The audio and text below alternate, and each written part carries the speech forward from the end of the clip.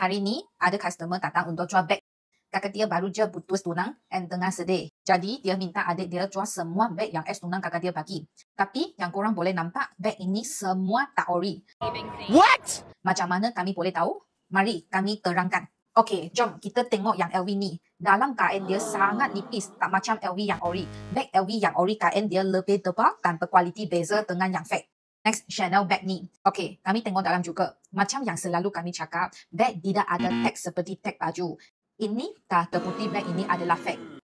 Untuk bag yang terakhir ni pula bag Gucci. Dari logo bag, kita dah tahu ini tak original sebab logo Gucci bukan macam ni. Logo Gucci tak besar dan akan ada luang di bahagian tepi logo.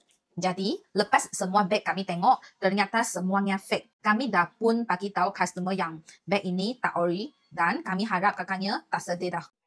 Korang nak jual beg atau konsai beg? Contact DM lah Shop sekarang.